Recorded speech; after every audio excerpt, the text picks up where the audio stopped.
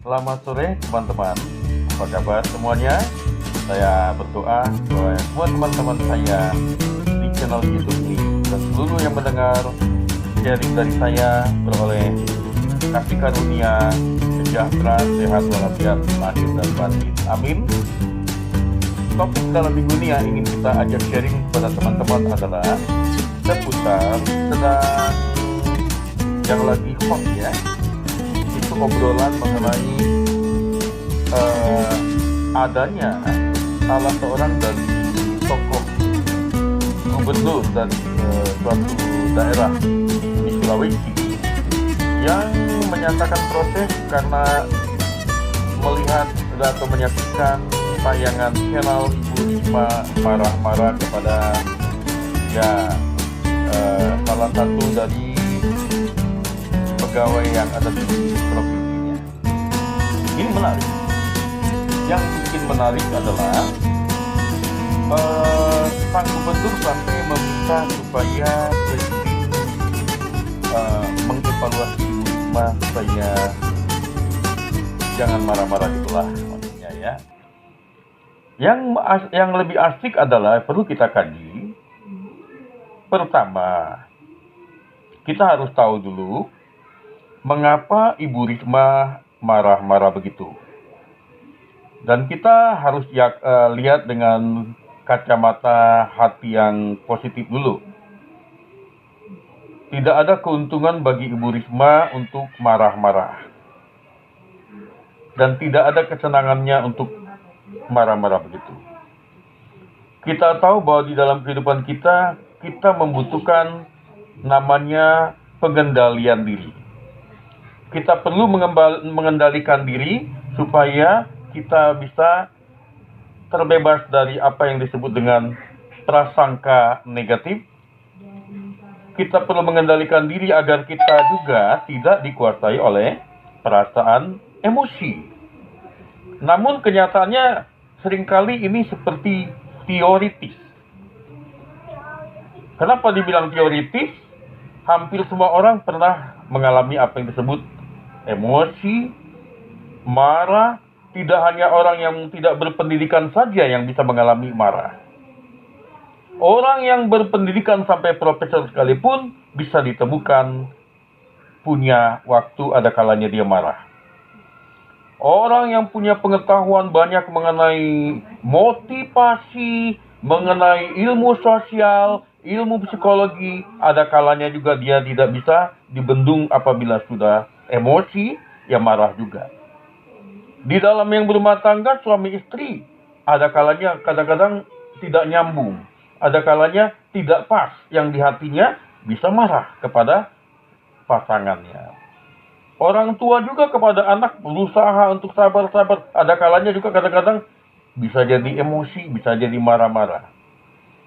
Di kalangan pejabat juga bisa terjadi apabila dia sudah melakukan program, tetapi di bawahan kadang tidak terlaksana, ada pasti waktunya mungkin si pejabat marah-marah.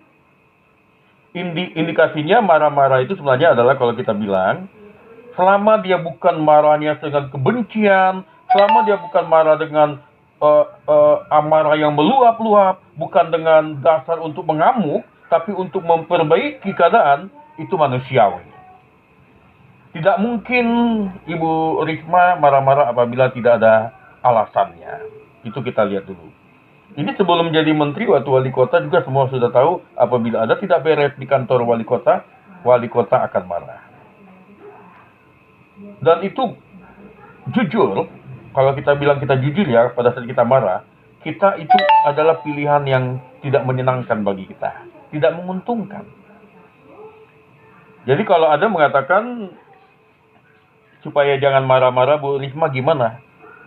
Kalau saya berpendapat sebagai rakyat, yang bisa menjamin supaya Ibu Risma tidak marah bukan Ibu Risma sendiri.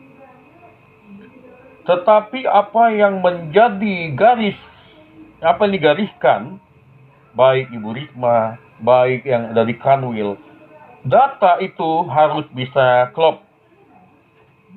Data itu harus bisa sesuai fakta. Sistem kita seharusnya bisa nyambung sistem pusat dan daerah. harus sudah ada namanya server bersama. Data itu data KTP, data KK, siapa orangnya, RT RW-nya, itu sudah tersentralisasi dan terdesentralisasi bersama.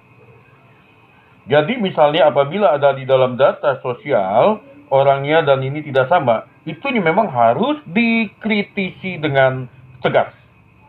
Sehingga tidak ada nanti peluang orang menyalahkan ini, menyalahkan itu. Tidak jadi, ada kata tidak ada teguran, nanti akan terbiasa data tidak jelas. Ada yang coret atau ada yang tidak ada terdata. Supaya jelas itu perlu memang ketegasan. Dan tidak mungkin seorang menteri diganti hanya karena marah. Apalagi kalau alasannya itu ada, nyata. Ada kesalahan yang harus dikoreksi.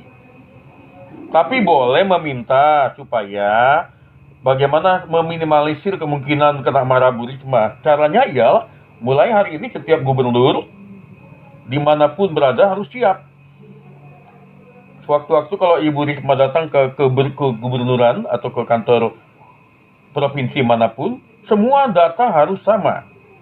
Harus sesuai fakta. Ini juga bisa disesuaikan dengan data di kementerian. Kementerian manapun harus sesuai data, dicocokkan sebelum ada rapat, sebelum ada pertemuan. Cocokkan dulu dengan data yang ada di daerah. Dan memang yang mengetahui data itu adalah daerah.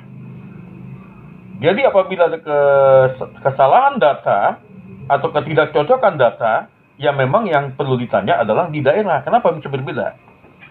Jadi perlu menjadi pemikiran bagi kita. Kita lihat dulu dengan contohnya guru matematika.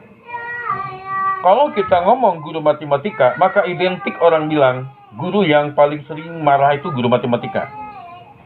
Berbeda dengan kalau guru olahraga. Guru olahraga tidak perlu bikin rumus, tidak perlu bikin banyak peraturan, tinggal ngelempar bola aja, tinggal bikin senam aja, anak-anak bisa olahraga. Tapi kalau guru matematika, ada kalanya memang dia mengajarkan rumus, dia mengajarkan keterangan kepada siswa, dan siswa itu tidak langsung mengerti, ada kalanya dia ingatkan, ini rumusnya, ini caranya. Dan kadang-kadang siswa itu apabila ada yang tidak disiplin, ya memang harus dimarahi dulu, ditegur dengan keras.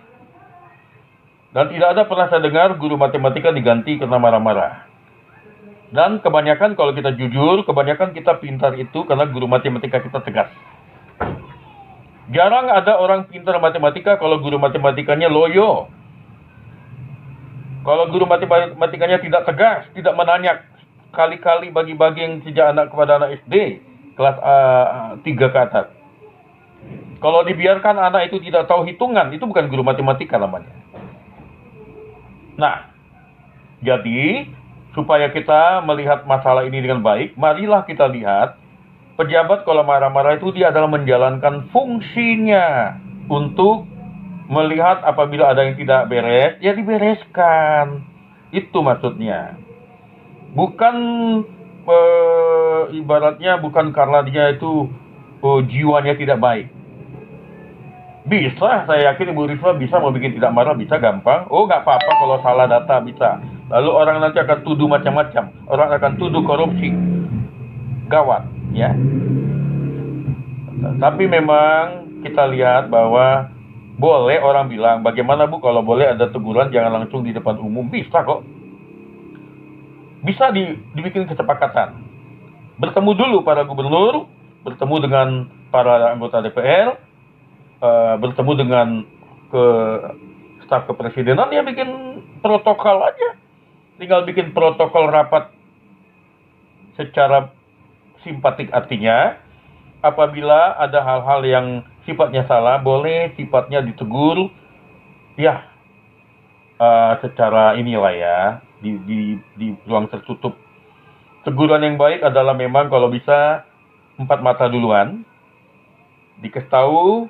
Misalnya Ibu Risma melihat ada data yang tidak benar, ya Ibu Risma bisa panggil atasan yang paling berkompeten, panggil dulu.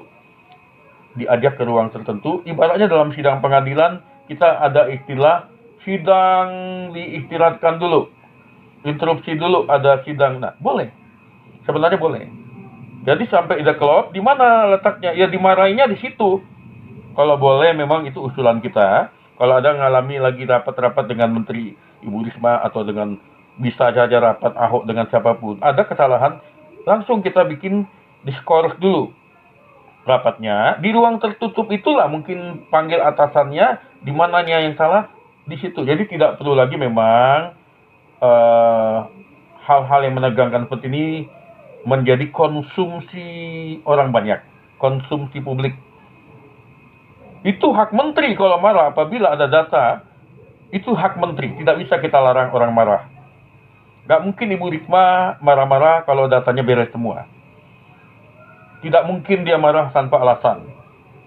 Tetapi memang boleh diminta di ruang tertutup aja ya Bu, kita skor dulu sidangnya. Nah, itu usulan kita kepada Ibu Risma dan siapapun yang menjadi pejabat. Ada mekanismenya. Baru kalau udah dicocokkan, dikelopkan, di mana yang perlu dibereskan, baru rapat dilanjut. Sama seperti di ruang pengadilan, hakim bisa kan kalau men-skor sidang. Nah, itu menjadi usulan kita. Semoga hal-hal seperti ini bisa menjadi mendewasakan kita sebagai warga negara, tidak langsung menyalahkan ini itu, tidak langsung kita klaim ini itu. Mari kita biasakan tabayun, kita membiasakan diri untuk klarifikasi dengan cara yang simpatik. Saya percaya dan saya mendukung Ibu Risma agar lebih semangat, ya. Semoga tetap kuat dan tabah. Semoga memperoleh kekuatan lahir dan batin mengemban tugas. Tidak gampang Bu jadi menteri. Jangankan jadi menteri. Kalau orang itu benar-benar melaksanakan tugas, kepala sekolah aja tugasnya berat. Mengawasi apakah guru mengajar dengan benar, pengawas sekolah juga berat. Apakah guru memberikan tugas pada murid atau tidak, apa guru memeriksa atau tidak tugasnya yang diberikan kepada murid. Itu saja kalau dijalankan, pasti sekolah itu disiplin semua. Menjadi lurah saja berat. Kalau dia menjalankan tugas untuk mengontrol RT RW, apakah RT RW menjalankan tugas kepada warganya dengan baik, sampai nggak semua program pemerintah ke warganya. Kalau lurahnya benar-benar mau dia belusukan, baru benar. Jadi kita kalau melihat Ibu Risma marah, kita ambil dengan jernih aja, berarti ada yang memang harus dibenahi.